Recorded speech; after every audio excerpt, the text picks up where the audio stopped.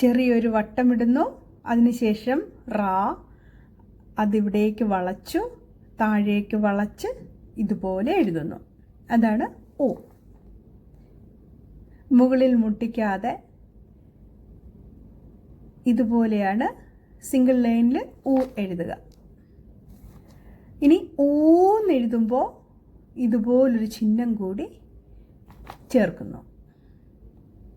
ഇത് താഴേക്ക് എഴുതാം.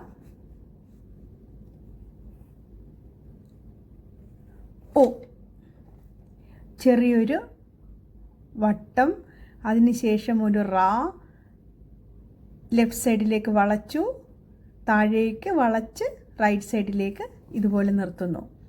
ഓ. ഇനി ചെറിയൊരു വട്ടം, അതിനോട് ചേർത്ത് റാ,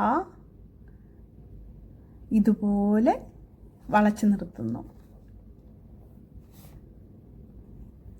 ഊ. ഇത് ഊ.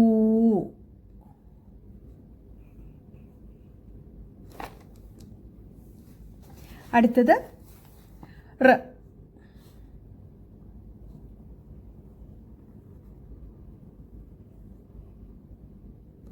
ഇതാണ് റ്.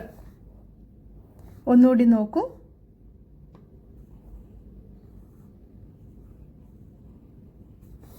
റ്. അടുത്ത അക്ഷരം എ.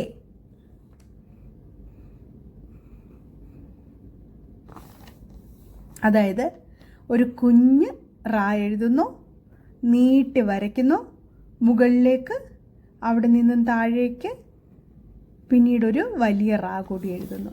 അപ്പോൾ എ എന്ന അക്ഷരമായി മാറി. ഒരു പ്രാവശ്യം കൊണ്ട് എഴുതി കാണിച്ചു തരാം. ഒരു ചെറിയ വട്ടമിടുന്നു, അതിനുശേഷം റാ, പിന്നീട് നമ്മൾ ലെഫ്റ്റ് സൈഡിലേക്ക് വളച്ചു താഴെ കൊണ്ടുവന്നു റൈറ്റ് സൈഡിലേക്ക്. ഓ. അടുത്തത് ഊ.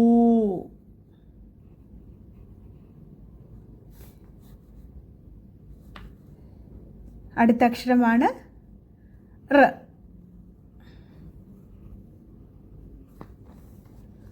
അടുത്ത അക്ഷരം എ. ചെറിയൊരു റാ എഴുതുന്നു, അതിനുശേഷം നീട്ടി വരയ്ക്കുന്നു, മുകളിലേക്ക് പിന്നീട് താഴേക്ക് അതേ കൂടി തന്നെയാണ് നമ്മൾ കൈയെടുക്കാതെ വരയ്ക്കുന്നു അല്ലേ. എന്നിട്ട് അതിനോട് ചേർത്തിട്ട് വലിയൊരു റാ എഴുതുന്നു. ഇതാണ് എ. അപ്പോൾ സിംഗിൾ ലൈൻ ബുക്കിനകത്ത് ഉ, ഊ, റ്, എ എങ്ങനെയാണ് എഴുതേണ്ടതെന്നാണ് ഇന്ന് ഞാൻ വീഡിയോയ്ക്കകത്ത് കാണിച്ചത്. 2 ലൈൻ ബുക്കിൽ സ്വരാക്ഷരങ്ങൾ എങ്ങനെയാണ് എഴുതേണ്ടതെന്ന് കഴിഞ്ഞ വീഡിയോയിൽ ഞാൻ കാണിച്ചിരുന്നു.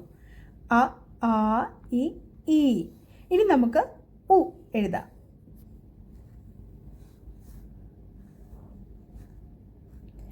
ഇതുപോലെ ചെറിയൊരു വട്ടമിടുക, അതിനുശേഷം ഇവിടെ മുകളിൽ മുട്ടിച്ചു താഴേക്ക് കൊണ്ടുവന്ന് വളച്ച് ബാക്കി ഭാഗം താഴേക്ക് ഇതുപോലെ വളച്ചെഴുതുന്നു.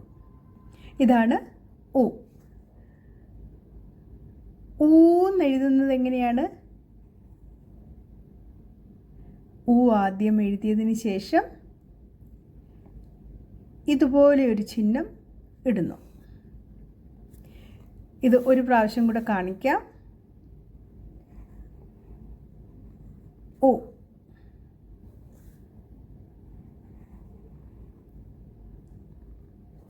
ഓ. ഇനി ഊന്നെഴുതുന്നത്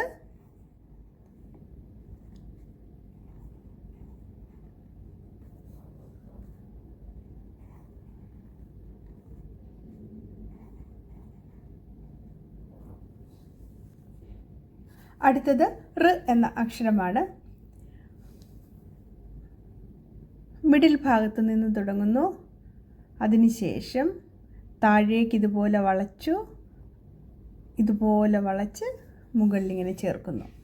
ഇതാണ് റ്. ഒന്നുകൂടി കാണിച്ചു തരാം. ഇവിടെ നിന്നും തുടങ്ങി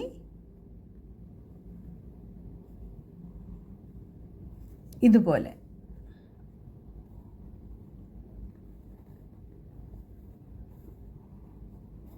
റ്. അടുത്തത് എ.